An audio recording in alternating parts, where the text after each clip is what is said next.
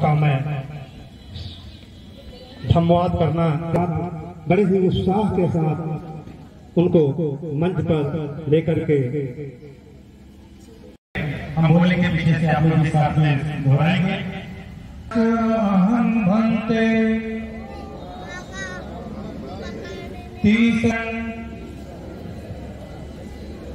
धम्मं याचामि अनुग्रहं कृत्वा ओकाश अहं भंते ओकाश अहं भंते तीसरणेन सह पंचशीलं तीसरणेन सह पंचशीलं धम्मं याचामि। देवनापीय सम्राट अशोक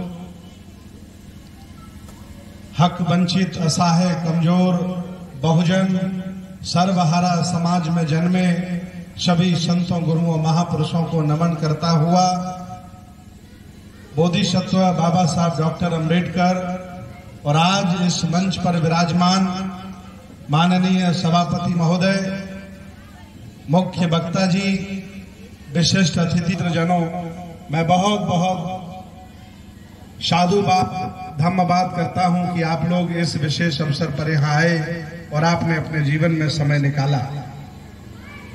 संयोग है कि मैं आपके आसपास ही था तो आपके बीच में आ गया। मैं हम लोग इस समय प्रयागराज में डेरा डाले हैं, इसलिए यहां आपके बीच में आने का हमें मौका मिला। आज का दिवस भारतीय इतिहास के लिए, बौद्ध परंपरा के लिए, बौद्ध जगत के लिए बहुत ही महत्वपूर्ण दिवस है। आज के दिन सम्राट अशोक ने देवनापीय सम्राट अशोक ने तथागत भगवान बुद्ध के विचारों से, उनके उपदेशों से, उनके मार्ग से प्रभावित होकर तलवार के बल पर जमीन जीतने की जिद को छोड़ा था और धम्म की शरण में वो चले गए थे। बहुत लोगों ने चरित्रों का हनन किया, महापुरुषों के चरित्र पर कालिख पोतने का काम किया। लगभग भारत में 5 ऐसे लेखक हैं जिनके घरों में हमने नोटिस भेजा है। एक लेखक है, उनके खिलाफ तो FIR हमने कराई कि आपने सम्राट अशोक के बारे में अभद्र क्यों लिखा है। जब पड़ताल की गई, जांच पड़ताल की गई, तो वो लोग इसलिए सम्राट अशोक के बारे में अभद्रता करते हैं क्योंकि उनके बराबर उनके पुरखों का कभी कद नहीं रहा। आलोचनाएं अक्सर वही करते हैं जो आपको छू नहीं पाते, आपके कद के बराबर खड़े नहीं हो पाते हैं, उनको आलोचना आपकी करना बड़ा मजा आता है। तो ऐसे तमाम लेखक हैं जिन्होंने लिखा कि जब उन्होंने तलवार फेंक दी तो ये पूरा समाज गुलाम हो गया, विदेशियों ने देश पर हमला कर लिया। हमने उन लोगों को लिखा कि सम्राट अशोक के बाद भी मौर्यों का शासन रहा, मौर्यों के शासन के बाद पालों का शासन रहा। पश्चिम बंगाल से लेकर के कालिंजर का किला और कन्नौज तक पाल साम्राज्य का राज रहा। 18 राजा रहे। तक्षशिला, नालंदा, उदयपुरी, विक्रमशिला, बड़े बड़े विश्वविद्यालयों का जीर्णोद्धार कराया। बल्लभियों का शासन रहा। सम्राट कनिष्क यहाँ के शासक रहे। अंतिम बौद्ध राजा जिन्होंने कुंभ का मेला लगाया, सम्राट हर्षवर्धन यहाँ के शासक रहे। बताओ, अगर सम्राट अशोक यूं ही तलवार फेंक देते तुम्हारे हिसाब से, तो ये शासन हम लोगों का कैसे जिंदा रहता। सम्राट महापद्मनंद से लेकर और सम्राट हर्षवर्धन तक 1250 साल बौद्ध संस्कृति का, उनके अनुयायी राजाओं का, सम्राटों का इस भारत पर शासन रहा। इसलिए आप जहां भी खोदिएगा, आप जहां भी जाइएगा, वहां आपको बुद्ध ही नजर आते हैं, बुद्ध ही निकलते हैं। और मैं आज इस मौके पर इस विरासत को, इस संस्कृति को जनमानस के बीच में ले जाने के लिए मैं अंग्रेजों का भी धन्यवाद करता हूं कि अंग्रेज भारत में न आए होते, न वो उत्खनन प्रेमी होते, तो कभी भी इतिहास में जो आज हम अशोक को पढ़ पा रहे हैं, कभी पढ़ नहीं पाते। इसलिए आज इस अवसर पर एक व्यक्तित्व को और धन्यवाद देना चाहिए आपको। उनका नाम अनागारिक धम्मपाल है। श्रीलंका से आकर के उन्होंने महाबोधि सोसाइटी बनाई के खुदवाया, वैशाली खुदवाई और कुशीनगर का जो महापरिनिर्वाण विहार है उसकी भी खुदाई उन्होंने करवाई। विचार करिए उन्होंने कितना संघर्ष किया होगा। आज हम तब देख पा रहे हैं कि हमारे तीर्थ स्थल कहाँ हैं और शिलालेख कहाँ हैं। अंग्रेजों के जमाने में जब खुदाइयां हुई तो सम्राट अशोक के शिलालेख ढूंढे गए। आज भी आप जाइए, मैं अभी गुजरात में था, जूनागढ़ में जो सम्राट अशोक का शिलालेख है, जब मैं उसको पढ़ रहा था, एक बहुत बड़ी चट्टान है सफेद कलर की, उसमें धम्म लिपि में लिखा है। मैंने उसकी फोटो खींचकर राजेंद्र प्रसाद जी को भेजा, उन्होंने पढ़ के उसका अर्थ बताया कि भंते जी इस शिलालेख में ये लिखा है। तो आज भी जो शिलालेख संरक्षित हैं और अशोक की लाट जगह जगह सुरक्षित स्तंभ हैं, वो भी उन अंग्रेजों का बहुत बड़ा योगदान है, क्योंकि वो उत्खनन प्रेमी थे और विरासत को सम्मान देना वो जानते थे। आज में देखिए प्राइमरी स्टेज के लोग भाषण देते हैं। हमारे जीवन में भाषण का कोई कॉन्सेप्ट नहीं है, या तो कोई ज्ञान वर्धक बात में बताऊंगा या उपदेश करूंगा। भाषण देना हमारे जीवन में बहुत महत्वपूर्ण विषय नहीं है, क्योंकि ये प्राइमरी लोगों का काम है भाषण देना। आज हम जो कुछ आपको बताएंगे वो एविडेंस के आधार पर बताएंगे। इसके बाद में एक निवेदन आप लोगों से करूंगा कि जो विरासतें आपकी फैली पड़ी हैं, पुत्र को उन्होंने कहा विचार पुत्र। जो पुत्र आपके घर में रहता है, आपके साथ रहता है, आपके न रहने के बाद आपकी संपत्ति पर, आपके घर पर उसका कब्जा होगा, मालिकाना हक होगा, वह रक्त पुत्र कहलाता है। और विचार पुत्र वो होता है जो वर्तमान में आपकी इज्जत बढ़ाए, महापुरुषों का इतिहास जगाए, आने वाली पीढ़ी की सुरक्षा करे। भंते सुमित रतन जैसा रक्त पुत्र नहीं, विचार पुत्र होता है। और याद रखना, जिस समाज के पास ज्यादा विचार पुत्र होते हैं उस समाज को शासक बनने से कोई रोक नहीं सकता। इस समय आपके पास रक्त पुत्र ज्यादा है, विचार पुत्र बहुत कम है। हजारों में कोई एकाध मिलेगा जिंदा आदमी। वहां जितने लोग हैं सब जिंदा हैं, यहाँ जितने लोग हैं उसमें 2-4 जिंदा है। इसलिए याद रखना, विचार पुत्र ज्यादा होने से शासक नहीं बनोगे। जब रक्त पुत्र ज्यादा होने से आप शासक नहीं बन सकते, जब तक वो रक्त पुत्र विचार पुत्र नहीं बन जाते। और विचार पुत्र कौन है? सम्राट अशोक के कैडर किलब, सम्राट अशोक किलब के कैडर में बैठने वाला रक्त पुत्र से विचार पुत्र बन जाता है। ये जितने भी, ये देखिए मैरून कलर में ये टोपी लगा के लोग घूम रहे हैं, ये विचार पुत्र से, रक्त पुत्र से विचार पुत्र होने की प्रक्रिया में। और ये लोग अपने पुरखों को जान गए हैं, अपनी संस्कृति को जान गए हैं, दोस्त और दुश्मन को पहचान गए हैं, पाखंड को समझ गए हैं। ऐसे लोग जब ज्यादा संख्या में होंगे तभी आपका पुराना गौरव वापस होगा। और याद रखना, सामाजिक आंदोलन, धार्मिक आंदोलन, आर्थिक आंदोलन, राजनीतिक आंदोलन, शैक्षणिक आंदोलन, सभी दिशाओं में अगर आप बराबर गति से आगे बढ़ते हैं तो समाज विकास करता है। याद रखना, अगर पढ़ लिख करके IAS बन भी गए और शासन सत्ता अगर तुम्हारी नहीं है तो तुम्हारा IAS कभी DM बनने वाला इस भारत में नहीं है।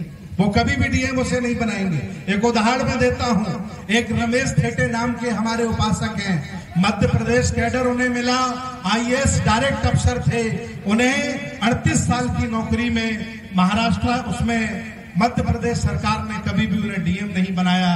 दोष उनका यही था कि वो ईमानदार थे, स्वाभिमानी थे और किसी की गुलामी करने वाले वो नहीं थे। इसलिए अलग अलग क्षेत्रों में हमें विकास करने की जरूरत है। जो राजनीति में आगे बढ़ रहा हो उसको राजनीति में बढ़ाइए, जो समाज में बढ़िया मेहनत कर रहा हो उसका वहां साथ दीजिए, जो विरासत का अच्छा कार्य कर रहा हो उसका साथ दीजिए, कोई शिक्षा के क्षेत्र में बढ़िया कार्य कर रहा हो उसका साथ दीजिए। ये टांग खींचने वाला काम अब बंद करना पड़ेगा। मैं बार बार कहता हूं, आज फिर कहूंगा हंडिया की पावन धरती पर कि अब हमें नाक छोटी दिल बड़ा करना पड़ेगा। और अगर नाक बड़ी करके रखोगे तो कभी भी समाज आपके साथ खड़ा होने वाला नहीं है। इसलिए जो नाक हमने बड़ी बना ली है, हम कभी भी नए व्यक्ति से मिलते हैं तो डायरेक्ट उसका अपमान कर देते हैं कि तुम कभी सुधर नहीं सकते, तुम्हारे अंदर परिवर्तन आ नहीं सकता, तुम कुछ जानते नहीं हो। ये सब तरीका जोड़ने का नहीं है। पहले उसके साथ जुड़िए, उससे मित्रता करिए, तब जाकर उसका हृदय परिवर्तन और विचार परिवर्तन आप कर सकते हैं। इसलिए रक्तपुत्र और विचार पुत्र भगवान बुद्ध ने बताए। आज हमारे इस समाज को विचार पत्रों की बहुत जरूरत है।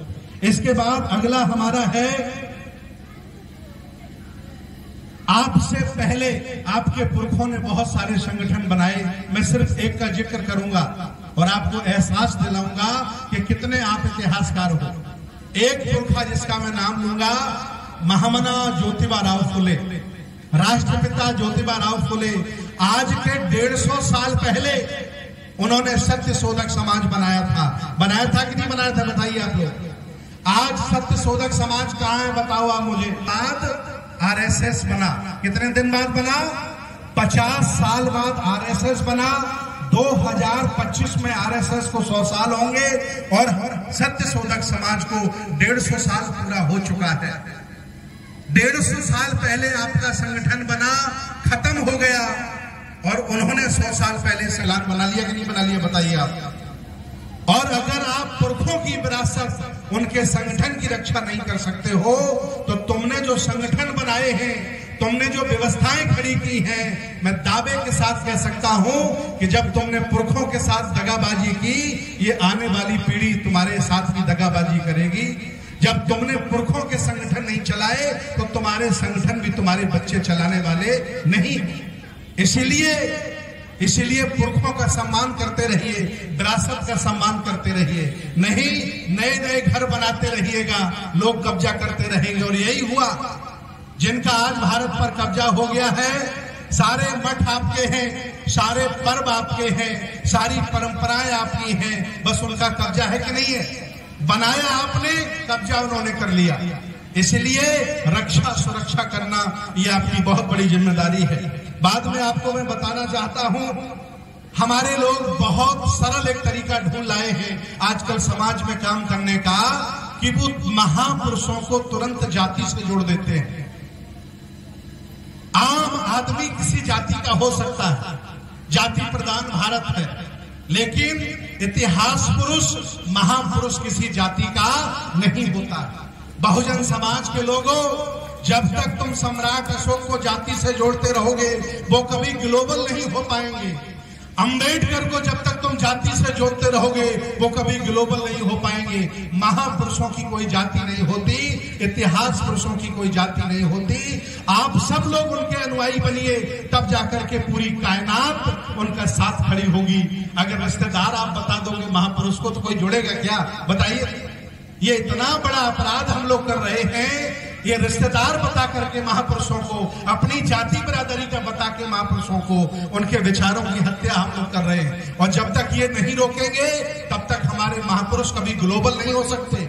सम्राट अशोक जब शासक थे तो कोई एक बिरादरी के लोग उन्हें राजा नहीं मानते थे, पूरी कायनात उन्हें अपना शासक मानती थी। और अगर आपको भी शासक बनना है तो सबको जोड़ना पड़ेगा। एक घर परिवार को जोड़ने से आप शासक बनने वाले नहीं। बात सही है कि गलत है? बताओ आप। ये समझने की बात है, चिंतन करने की बात है। मैं मानता हूं प्रथम दृष्टा लोगों को आप जोड़ लोगे, ललन सिंह यादव का नाम लेके यादव जुड़ जाएंगे, बाबा गाडगे का नाम लेके धोबी जुड़ जाएंगे, और विवेकानंद का नाम लेकर के लालाओं को जोड़ लोगे, और बहुत सारे लोगों को महापुरुषों का नाम लेकर के जोड़ लोगे, राम स्वरूप वर्मा का नाम लेके कुर्मी को जोड़ लोगे। लेकिन ये प्राइमरी स्टेज हो सकती है, अंतिम स्टेज नहीं है। अंतिम स्टेज है कि जाति कोई है ही नहीं। यहाँ मानव जाति के हम लोग हैं। जिन्होंने जातियां बनाई हैं वो मजे काट रहे हैं, और हम पढ़े लिखे होकर के भी जाति जाति खेल रहे कि नहीं खेल रहे? इसीलिए धम्म नहीं बढ़ रहा है, इसीलिए मिशन नहीं बढ़ रहा है, इसीलिए थोड़ी संख्या वाले देश पे कब्जा कर लिए हैं, और ये 85-90 चिल्लाते रहते हैं, हर मुकाम पर हार जाते हैं। ये चिंतन का विषय है। और अंत में एक बहुत बड़ी बात मैं आप लोगों से कहूंगा, वो एक बात है, बासेठ ब्राह्मण नाम का एक व्यक्ति था। भगवान बुद्ध वैशाली में बैठे थे, ध्यान करने के बाद बासेठ नाम का ब्राह्मण भगवान बुद्ध के पास आया और उसने कहा कि तथागत मैं मरना नहीं चाहता हूं, कोई उपाय बताइए। भगवान बुद्ध स्वयं काफी देर तक चिंतन करते रहे कि ये ब्राह्मण क्या पूछ रहा है कि मैं मरना नहीं चाहता हूं, कोई उपाय बताइए। तो भगवान बुद्ध ने चिंतन किया कि हो सकता मेरा आलोचक होगा, लेकिन हो सकता है कभी जिज्ञासु भी हो सकता है। तो भगवान बुद्ध ने चिंतन करके पूछा कि आपको संक्षेप में बताएं या सार में बताएं। तो 62 ब्राह्मण बोला कि मेरे पास समय नहीं है, मुझे संक्षेप में समझा दो, कोई मंत्र हो बता दो, कोई औषधि हो दे दो, मैं मरना नहीं चाहता हूं, कोई उपाय बता दो। भगवान बुद्ध भी विज्ञानवादी सोच के थे, इसलिए उन्हें महावैसज्य कहा गया। भगवान बुद्ध ने शब्दों के व्यक्ति को शब्दों से मारा और क्या कहा? भगवान बुद्ध ने कहा कि जो व्यक्ति अपने लिए जीता है बासेट, उसे दुनिया में मरने से कोई बचा नहीं सकता है, और जो देश के लिए, समाज के लिए, इतिहास के लिए, विरासत के लिए और औरों के लिए जीता है, उसे दुनिया में कभी कोई मार नहीं सकता है। बस अब तेरी इच्छा है तो तू मर जाना, और तेरी इच्छा है तो दुनिया में तू अमर हो जाना। छोटी सी बात का सवाल का उत्तर भगवान बुद्ध ने कितना सरलतम दिया है। ये आज मैं आपसे निवेदन करने आया हूं, क्या जिंदा रहना चाहते हो या अमर होना चाहते हो? अभी रतन टाटा हमारे बीच से गए, इतनी बड़ी संपत्ति का मालिक उत्तराधिकारी बना के नहीं गया। यहाँ 4 कौड़ी की संपत्ति नहीं है, उत्तराधिकारी बना के लोग घूम रहे हैं। इसलिए याद रखना कि बड़ी व्यवस्था का कोई उत्तराधिकारी नहीं होता है। भगवान बुद्ध से भी कहा कि धम्म का उत्तराधिकारी बना दीजिए, तो उन्होंने क्या कहा था कि मेरे धम्म का धम्म ही उत्तराधिकारी होगा, कोई व्यक्ति नहीं हो सकता। अगर मेरे बाद कोई व्यक्ति खराब हो गया तो पूरी व्यवस्था खराब हो जाएगी। बात समझ में आई? इसलिए हमें विचारधारा से जुड़ना पड़ेगा। व्यक्ति बड़ा नहीं हो सकता, संगठन बड़ा नहीं हो सकता, बड़ी होती है विचारधारा। और जब तक आप विचारधारा को महत्व नहीं दोगे, तब तक देश पर कभी आप शासक नहीं बन सकते। और हमसे बड़ी विचारधारा बुद्ध, अशोक, फुले, शाहू अम्बेडकर, हमसे बड़ी विचारधारा और हमसे स्वर्णिम इतिहास दुनिया में किसी के पास नहीं है। और अगर ये भी नहीं कर सकते तो बताइए क्या करोगे? इसलिए मैं आज निवेदन करूंगा कि दिल अपना बड़ा करिए, नाक छोटी करिए और लोगों को जोड़ने का काम करिए, और प्रयास करिए कि जिन विचारों से आप भर गए हो, आपका पड़ोसी भी भर जाए, पड़ोस के घर वाला भी भर जाए, आगे गांव वाला भी भर जाए। जब तक हर व्यक्ति आपके विचारों जैसा नहीं हो जाए, तब तक आपको रुकने का काम नहीं करना है। याद रखना, रक्त पुत्र महत्वपूर्ण नहीं होता है, दुनिया में विचार पुत्र महत्वपूर्ण होता है। अगर आपने बुद्ध के विचारों के लोग तैयार कर दिए तो ये आंदोलन आगे बढ़ जाएगा और समता मूलक समाज की स्थापना हो जाएगी। और जो जिस सपने को हम सजा के घूम रहे हैं वो पूरा होगा। आज के विशेष अवसर पर मैं बहुत बहुत बधाई देता हूं, बहुत बहुत मंगल कामनाएं देता हूं कि आपने इतना अच्छा आयोजन किया, मुझे मुख्य अतिथि के तौर पर बुलाया। मैं कोई बुद्ध विहार में लेट कर खाने वाला बौद्ध भिक्षु नहीं हूं। मैं सुबह से लेकर शाम तक समाज में काम करता हूं और पूरी दुनिया देखती है कि मैं लगातार काम करता हूं। कुछ नहीं कर सकते मेरे जैसे परिश्रमी कुछ बनते तैयार कर लीजिए आप लोग, बहुत बड़ा काम आगे बढ़ जाएगा। और मुझे उम्मीद है कि आप सब लोग आम भीड़ नहीं हो, विचारों से भरे व्यक्ति हो, आप सब लोग इस काम में लगोगे और बहुत लोग इस काम में लगे हैं। मुझे खुशी है कि आप लोगों ने इतनी चेतना लाई, इतने लोगों को जगाया और इस आंदोलन को यहाँ तक पहुंचाया। पुरखों का इतिहास, महापुरुषों की कहानियां, उनकी वीर गति की कहानियां आप लोगों ने सुनाई। आप सब लोग यहाँ आए, मुझे बहुत अच्छा लगा। मैं और बहुत ज्यादा न बोलकर अपनी बात समाप्त करूंगा। के लिए बहुत बहुत धन्यवाद। नमो बुद्धाय। सबका मंगल हो। जय भीम, जय भारत, जय